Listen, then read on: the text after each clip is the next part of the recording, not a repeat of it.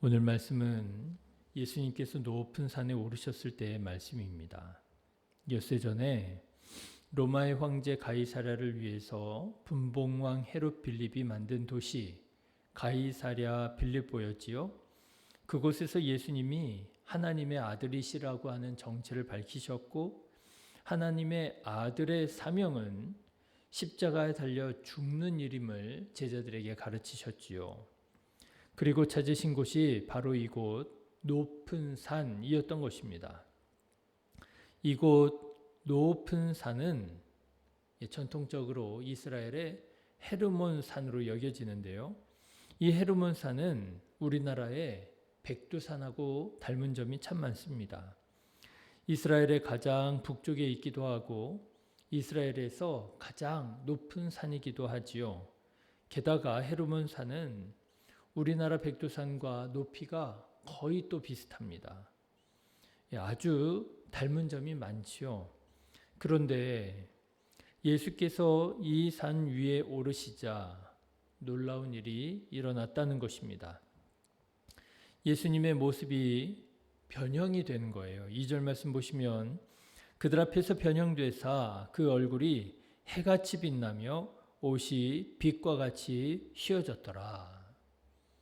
여러분, 얼마나 놀라운 일이었겠습니까? 이런 변형은 기독교 역사적으로 볼 때에도 모세 외에는 그 예를 찾아보기가 어려운 일이었습니다. 모세가 시내산에 올랐을 때 모세의 얼굴에서 빛이 나서 이스라엘 백성들이 모세를 보기가 어려웠다는 것 아닙니까? 그래서 수건으로 얼굴을 가려야만 했던 적이 있었지요. 그런데 바로 그런 일이 지금 예수님에게 일어나고 있는 것입니다. 예수님의 얼굴이 변형되시고 모습이 변형되시고 빛이 나고 말이지요. 그런데 또 놀라운 일이 일어납니다. 예수님이 모세처럼 이렇게 빛과 같이 휘어졌을 때, 변형되었을 때에 바로 그 자리에 바로 그 사람 모세 그리고 엘리야가 나타나더라고 하는 것이에요. 3절 말씀 보시면 그때 모세와 엘리야가 더불어 말하는 것이 그들에게 보이거늘 그랬잖아요. 여러분, 이것은 아마 이스라엘 사람으로서는 정말 깜짝 놀랄 만한 일이었을 것입니다. 제자들이 그 상황이 얼마나 놀랍고 황홀했던지 그곳 헤르몬 산을 떠나기 싫었을 정도였다는 것입니다. 여러분, 우리도 그렇잖아요. 은혜의 체험이 있으면 감동받으면 그 받은 은혜의 자리, 그 깨달음의 자리, 체험의 자리를 떠나기 싫잖아요. 예수님의 제자들이지요. 예수님과 함께 변화산에 올랐던 베드로, 야고보, 요한도 그랬던 모양이에요.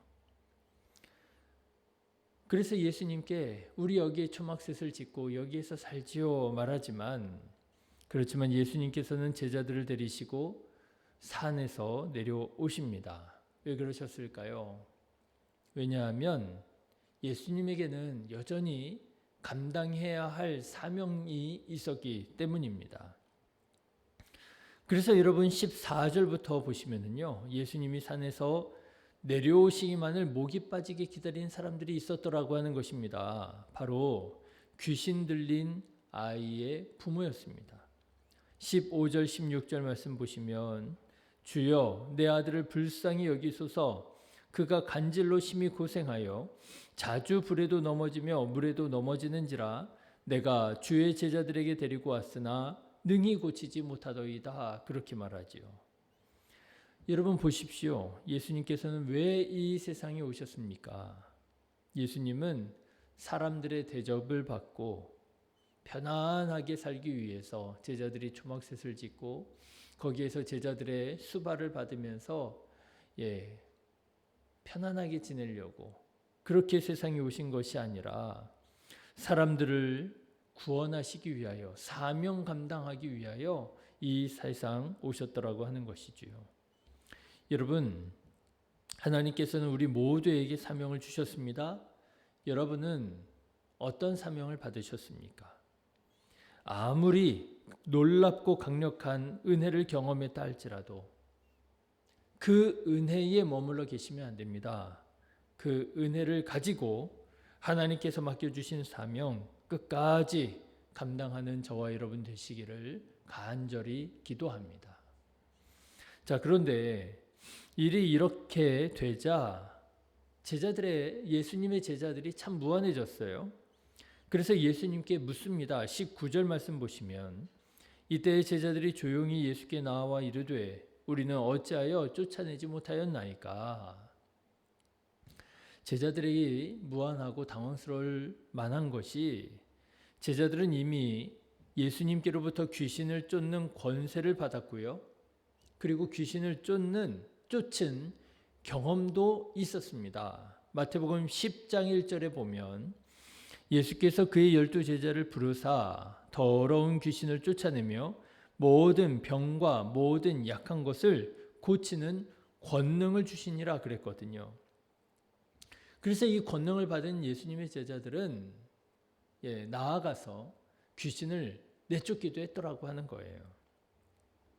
그런데 이상하지요. 이번에는 도무지 귀신이 쫓아나지 않더라고 하는 것입니다. 그래서 여러분 생각해 보십시오. 이 제자들이 얼마나 당황했겠어요? 귀신이 그냥 쫓겨나지 않고 버티고만 있었겠습니까? 어쩌면 쫓겨나지 않을 뿐만 아니라 자기를 쫓아내려고 하는 예수님의 제자들을 조롱하고 비아냥거리고 그랬을는지도 모릅니다.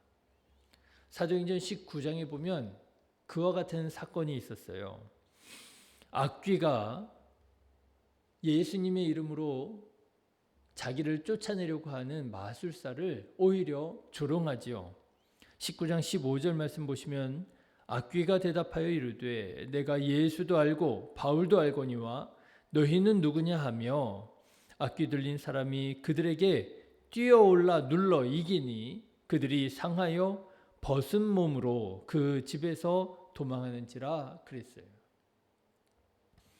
상황이 만약 이 사도행전 19장의 사건과 같았더라면 제자들이 얼마나 무안했겠습니까?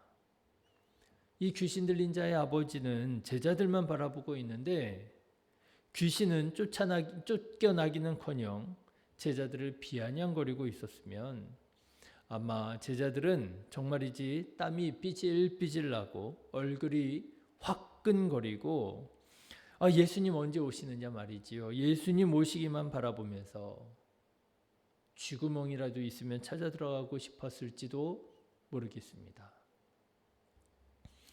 그래서 예수님께 묻는 거예요. 예수님, 우리가 전에는 분명히 귀신을 쫓아냈었잖아요. 그런데 이번에는 왜 이 귀신을 쫓아내지 못하는 것입니까? 여러분, 우리에게도 이런 비슷한 때가 있지 않습니까? 전에는 분명히 잘했어요. 그런데 이제 못하는 거예요. 전에는 긍휼히 여기는 마음이 있었습니다. 그래서 뭔가 실수하고 잘못하는 사람을 보면 긍휼히 여기고 오히려 그를 위해서 중보하며 기도해 주고 기회를 주고. 그런데 이상하죠? 시간이 더 흘렀는데 지금은 그게 안 되는 거예요. 긍휼히 여기고자 하는 마음이 사라졌습니다. 오히려 아무 일도 아닌 것을 큰 일처럼 여기게 되더라고 하는 것이지요. 괜히 섭섭하고 화가 나고 억울하고 밉고 짜증나고. 여러분 이상하지 않습니까? 그만큼 신앙생활을 더 했으면, 그만큼 기도를 더 했으면 오히려 더 넉넉해지고 더 사랑으로 충만해지고 오히려 더 긍휼히 여기고 그를 위해서 기도해 줄 수 있어야 되지 않겠습니까? 그런데 이상하더라고 하는 거예요. 전에는 됐는데 이제는 안 되더라고 하는 거예요. 왜 그러냐? 예수님께서는요, 그 이유가 믿음이 작기 때문이라 이렇게 말씀하십니다. 20절 말씀 보시면 이르시되 너희 믿음이 작은 까닭이니라. 진실로 너희에게 이르노니 만일 너희에게 믿음이 겨자씨 한 알만큼만 있어도 이 산을 명하여 여기서 저기로 옮겨지라 하면 옮겨질 것이요 또 너희가 못할 것이 없으리라. 그렇습니다, 여러분. 역시 문제는 믿음이 문제였습니다. 겨자씨 한 알만큼 작은 믿음이 있어도 산을 옮길 수 있을 텐데요. 그 겨자씨 한 알만한 작은 믿음도 없어가지고요, 산을 옮기지 못하는 능력 없는 신앙생활을 하게 되는 것이 우리들의 모습이더라고 하는 것입니다. 자, 그런데 여러분, 예수님의 대답이 어떻습니까? 왠지 좀 식상하게 여겨지지 않습니까? 또 믿음이 문제로구나. 기승전 믿음이죠. 모든 것은 다 믿음으로 결론이 나다 보니 또 믿음이네, 그렇게 생각할는지도 모르겠어요. 자, 그런데 예수님의 말씀을 가만 들어보면 여기에 조금 특별한 점이 있습니다. 겨자씨 한 알만큼 작은 믿음이 있더라도 예수님 뭐라고 말씀하시느냐? 산을 명하여 옮겨지라 하면 옮겨진다는 거예요. 자, 그런데 여러분, 그냥 산이 아닙니다. 예수님의 말씀을 잘 들어보십시오. 그냥 산을 명하는 것이 아니고요, 이 산을 명하여 라고 말씀하고 있어요. 여러분, 이 산이 어떤 산일까요? 방금 전에도 말씀드린 이스라엘에서 가장 큰 산, 예수님께서 방금 전에 내려오신 산, 바로 헤르몬산이 아니겠습니까? 예수님께서 변형되사 모세와 엘리야를 만나시는 놀라운 일을 행하셨던 곳, 바로 그곳이 이 산이더라고 하는 거예요. 겨자씨 한 알만큼 작은 믿음만 가지고 있어도 여러분, 이렇게 이스라엘에서 가장 큰 산인, 그리고 예수님께서 바로 그곳에서 놀라운 일을 행하신, 변형되시고 모세와 엘리야를 만나신 이 놀라운 일을 행할 수 있을 것이라고 하는 거예요.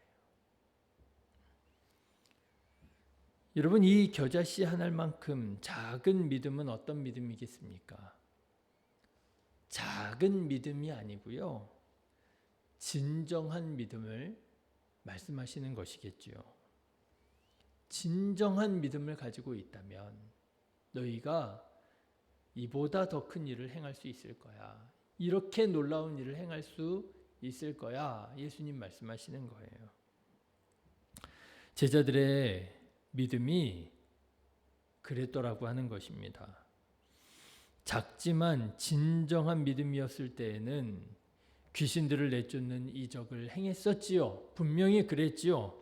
그런데 조금 익숙해졌다고, 그 진정성, 순수한 마음을 잃어버리게 되었더라고 하는 거죠. 그래서 전에는 분명히 했는데 이제는 그게 안 되게 되었더라고 하는 거죠. 진정한 믿음이 아닐 때, 순수한 믿음이 아닐 때, 거기에 뭔가가 혼합되었을 때, 그때 이제는 못하게 되었더라. 산을 옮기기는커녕 귀신 한 마리 내쫓지 못하는 사람들이 되었더라 말씀하시는 거예요. 저는 오늘 말씀을 묵상하면서 이것이 우리의 고민이구나 하는 생각이 들었습니다. 그렇지 않습니까? 우리는 아마 대부분 큰 믿음의 사람이 되기를 보다는 진정한 믿음의 사람 되기를 아마 원하실 거예요. 그렇지 않습니까? 어떻게 하면 이 진정성을 우리가 지키면서 신앙생활을 할 수 있을까? 내가 다른 것을 생각하지 않고, 다른 어떤 나의 유익을 구하지 않고, 오직 내가 이 신앙생활, 내가 이 예수님만을 바라보며 예수님만을 따를 수 있을까? 여러분, 그것이 고민이잖아요. 여러분, 하나님께서 부르시는 그날까지 이 고민이 쉬지 않기를 주님의 이름으로 축복합니다. 이 고민을 가지고 살아가는 사람이 바로 예수님께서 찾으시는 진정한 믿음의 사람, 순수한 믿음의 사람이지요. 이 고민이 멈추는 것은 그 진정성이 사라지는 날이에요. 아이, 사람이 다 그렇지 뭐. 다 먹고 살자고 하는 일이지 뭐. 하는 순간 우리의 신앙은 타락하게 되어지고 예전에 할 수 있었던 일을 이제는 못하게 되어지는 그런 형편이 되어 버리게 된다는 것입니다. 사랑하는 성도 여러분, 이 고민을 끝까지 포기하지 마시고 이 고민을 가지고 신앙생활 하셔서 최후에 승리하는 자 되시기를 주님의 이름으로 축원합니다. 하나님께서 이 고민을 가지고 있는 자 끝까지 놀랍게 사용하실 줄로 믿습니다. 기도하겠습니다.